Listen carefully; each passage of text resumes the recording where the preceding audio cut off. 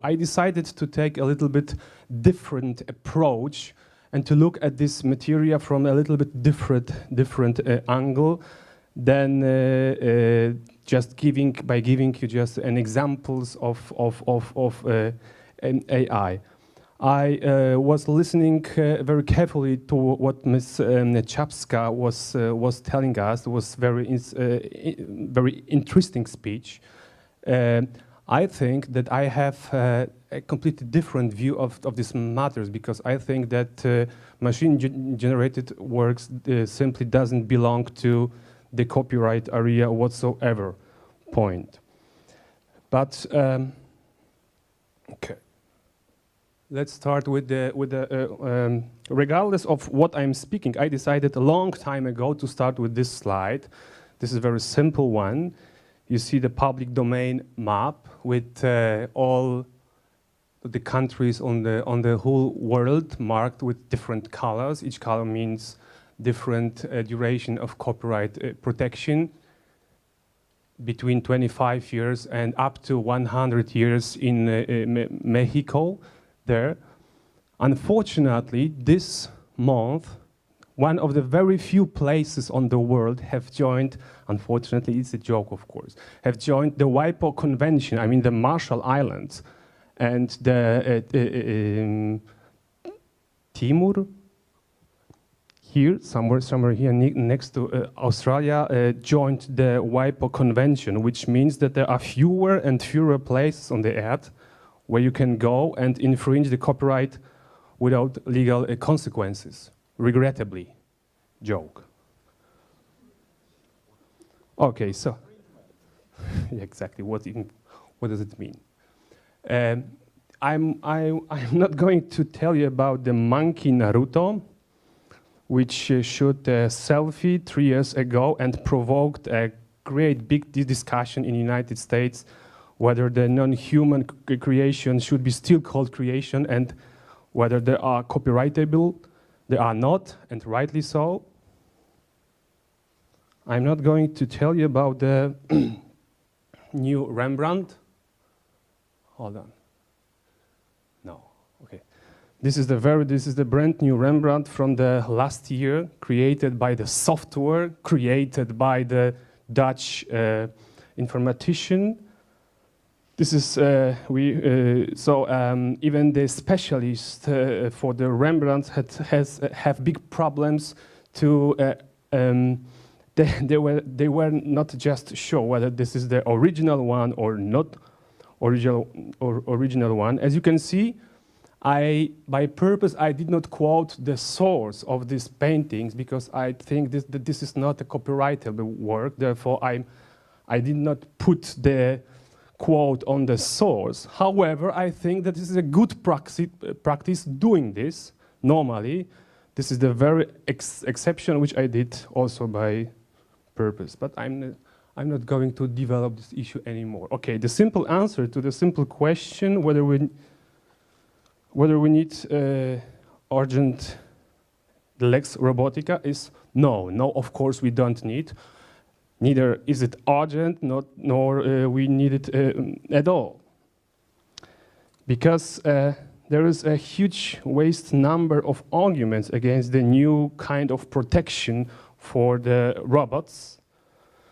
I decided only to pick up some of them. First of all, who knows what artificial intelligence means? I don't know.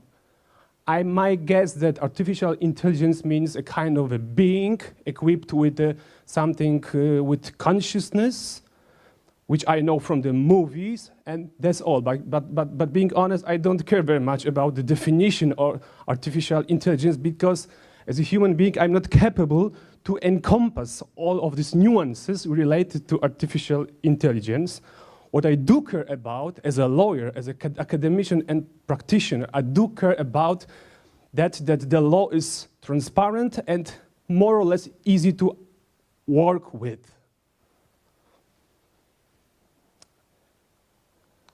We should bear in mind that the whole discussion about the IP of for the machine-generated works is only the frosting on the case within the context of the whole discussion about the future, about the robots, about the android, about the artificial intelligence. There are far more complicated issues related to the personality of the robots, related to some civil aspects of their 5 minutes, okay, of their activities. So IP is by far not the most important, most crucial point. But nevertheless, the difference between artificial intelligence and deep learning system, very advanced one, but only software deep learning system which we currently have, is more or less like the difference between me, undoubtedly a human being, and this guy. Cześć, maluchu. Jestem Jean. I mean, this is a toy from my kid, from my son, which he used during his plays. This is a gassing plays. This toy pretends also to be a human, but look at us and find at least 5 differences. Hopefully you will find it. So there is still a far way to go to achieve what we think we know as artificial intelligence. Of course, okay, but apart from this point, there's a so huge number of incompatibilities with the basic rules of copyright law. If you would like to introduce the special copyright protection for the machine-generated works, that this is really not easy to say. But of course, this kind of protection would go against the basic axiom that only acts of authorship of a human nature shall be copyrightable. Point. Of course, with a little bit of legal magic, we can protect also machine-generated works, like in this country, which has different approach to the copyright questions. We on the continent have the droit d'auteur approach. They have the copyright approach. These are two totally different worlds. There is no reason whatsoever that we take over their invention of protection for the machine-generated works also here on the continent.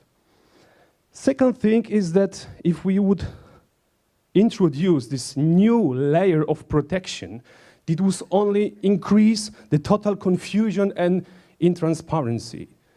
You know that currently existing the different IP regimes are overlapping each other. There is a number of different protection regimes, and even me, specialist, or you, the specialist in IP law, have problem to find a way out.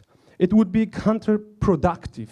Be aware of what we call copyright paradox. The more freedom, the more protection I claim as creator, the less freedom I have as a creator. The more probably is that one day I'm going to infringe third parties' right. And fourth thing leads to intellectual laziness. I'm not sure what I meant with this, but it sounds good. Okay, I think that we currently have a functionable toolkit of effective mechanism to protect the achievements of machine-generated works with trade secrets regulations, with contract regulations, and with some technical measures things. With this toolkit seems to me very effective because the answer to the machine is in the machine. This is the coolest saying in copyright law. At the end, I think that the whole concept of subjective rights, which we call subjective rights, effective erga omnes, is totally obsolete and is outdated. The future belongs not to subjective right who exclude others from the use of work, but the future of law belongs to the creation of effective mechanism of communication, of establishing of new business models, because this is only the way how we can find a way out of this issue. The very last phrase, I think that a new right should be contemplated only after a very careful legal and economic research. Should be based on facts, not on superstitions, not on fears, or far worse, not on movies. Thank you.